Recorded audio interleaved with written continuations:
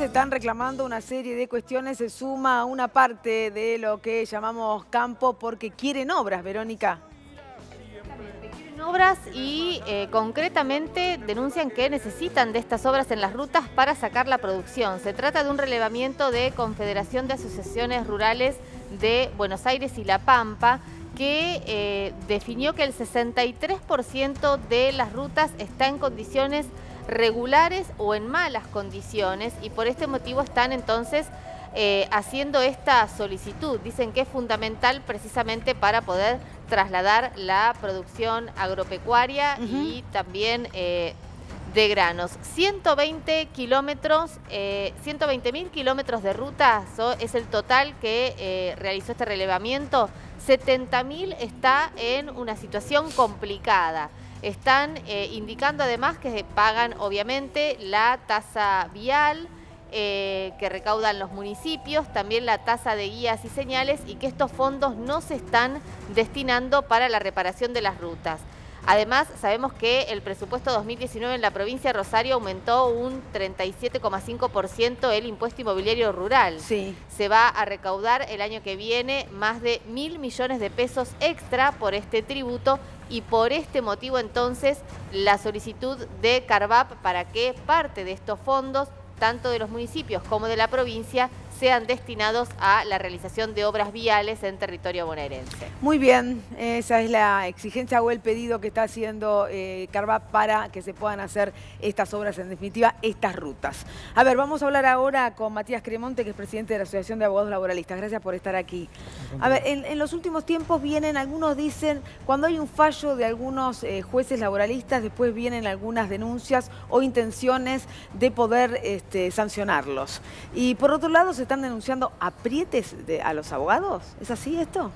Sí, bueno, la cuestión con los jueces laborales es sistemática, ya no es simplemente cada vez que hay un fallo, una lectura. Cuando hay un fallo que favorece a los trabajadores o algún sindicato y de la contraparte es el Estado, como en este caso el último de Telam, pero antes fueron otros, no solo hay un recurso, una apelación del gobierno, sino que sistemáticamente se denuncia ante el Consejo de la Magistratura a los jueces que firmaron esas sentencias, con el agravante de que la denuncia, su fundamento es lo que dicen los jueces en la sentencia, es decir, no están de acuerdo, no es que hay algún tipo de mal desempeño, alguna irregularidad que es para lo que podría cuadrar alguna denuncia en el Consejo de la Magistratura, sino simplemente un descontento con lo que dicen en la sentencia, que siempre es, repito, que favorece a los trabajadores. Este punto, que puede ser obviamente la reacción política a un fallo de la justicia, en este caso del fuero laboral, ¿tiene consenso para seguir llevándose adelante o no? Porque esto es lo que debemos preguntarnos. No, porque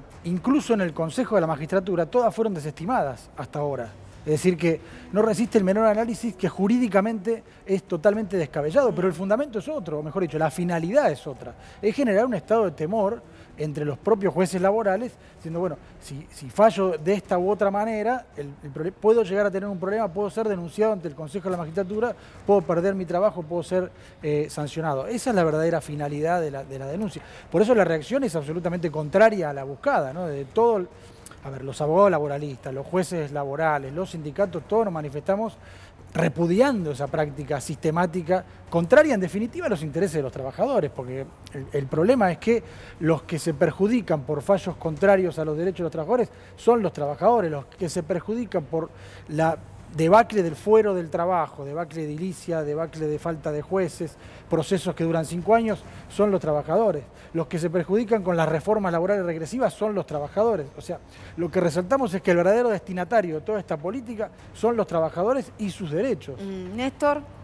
Básicamente quería preguntarle respecto de esto que decía de las denuncias del Consejo de la Magistratura. El Consejo tiene una vieja historia que dice que los jueces no pueden ser juzgados por el contenido de la sentencia. ¿Qué es, un apriete?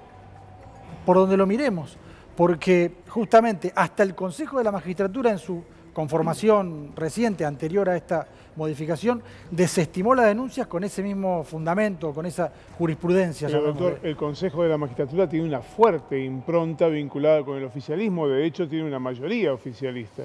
Pero aún así no puede... Por eso resalto que tan irrazonable jurídicamente hablando es la denuncia, que hasta ese Consejo de la Magistratura hasta ahora desestimó todas con ese fundamento. Uno no puede sancionar a un juez porque no le gusta lo que dicen las sentencias.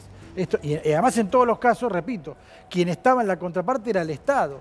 Fue cuando lo intimaron a que convoque a la paritaria docente, fue cuando lo intimaron a que homologue un convenio colectivo de la paritaria bancaria. Ahí empieza entonces la denuncia. Claro, fue cuando, como ahora, ordenaron reinstalar a los trabajadores ilegalmente despedidos de Telam antes del ¿Y qué le pasa a los abogados? Porque hay que recordar que el presidente de la Nación dijo que había un conjunto de abogados mafiosos respecto del fuero. Es la otra pata del ataque del Poder Ejecutivo frente a el derecho del trabajo, la justicia laboral. Los jueces, como lo estamos viendo, pero también los abogados laboralistas, ¿no? Bueno, el propio presidente ha hablado de la existencia de mafias, una mafia, sí, sí. Permanentemente carga las tintas sobre una supuesta industria del juicio. El fundamento de las reformas laborales... Dice que hay que terminar con esto, con la industria del juicio, pero bueno, desde luego, laboral. El problema de la justicia, el problema de los juicios laborales es que en nuestro país hay 4.500.000 trabajadores contratados de manera ilegal, lo que se conoce como empleo en negro. El problema es la ley de riesgo de trabajo que está hecha para beneficiar a las empresas y a las RT y no a quien tiene un accidente o una enfermedad profesional. Es decir, hay todo un sistema que termina colapsando en la justicia laboral, pero de ninguna manera... El argumento, además del Poder Ejecutivo, es que estos juicios laborales terminan impidiendo que el empresario pueda sostener su empresa y que haga que después no quiera tomar personal. Bueno, esto acaba de desvirtuarse porque ese era el fundamento de la supuesta necesidad de la reforma laboral. Sí. No hubo reforma laboral. Ahora, las empresas están cerrando... Pero puede haberla el año que viene, ¿eh? Esperemos que no, pero hay, por lo menos en los términos que está planteado, que es absolutamente regresivo. Pero cierran las empresas, cae el empleo, cae el salario real, fruto de las políticas económicas del gobierno. Es decir, cayó esa tela según la cual, digamos, esa máscara según la cual el problema eran los costos laborales o los juicios laborales. El problema son las políticas económicas del gobierno. Es decir, ¿qué empresario puede invertir en su propia empresa si tiene que sacar un crédito y pagar 70% de tasa de interés? El problema no es el salario o el costo laboral o tener que un trabajador en blanco. El problema es la tasa de interés, el problema son las tarifas, el problema es la caída del consumo interno. Es decir, ya no hay demasiadas posibilidades de cargar las tintas sobre los costos laborales. ¿Y qué es lo que pueden hacer ante esta situación? No, abogados, jueces, ¿qué es lo que pueden hacer? Bueno, evidentemente, si no hay elementos en el Consejo de la Magistratura, sería un bochorno que pueda pasar una sanción en ese sentido. Pero, en definitiva, ¿qué pueden hacer? Contarlo, como están haciendo ahora. Bueno, digamos, principalmente denunciarlo, claro, repudiarlo. Y luego, obviamente, organizarse. Y siendo los trabajadores los que finalmente son los destinatarios de esta política contraria a los intereses de los derechos y garantías de los trabajadores, son en general los sindicatos, sus organizaciones, los que tienen la mayor fuerza para plantarse frente, y lo están haciendo, ¿no?, frente a esta política antiobrera, antisindical y antiderecho de los trabajadores, digamos. Por eso la justicia laboral, por eso los sindicatos y por eso los abogados laboralistas como destinatarios de esas políticas regresivas, porque en definitiva lo que se ataca es todo lo que tenga que ver con la representación de los trabajadores. Es decir, si vos sacás los sindicatos, es decir, la acción colectiva, la justicia laboral, los abogados defensores de trabajadores, lo que te queda es el trabajador solo, indefenso frente al empresario, ¿no? La vuelta al liberalismo. Doctor Cremonte, muchísimas gracias.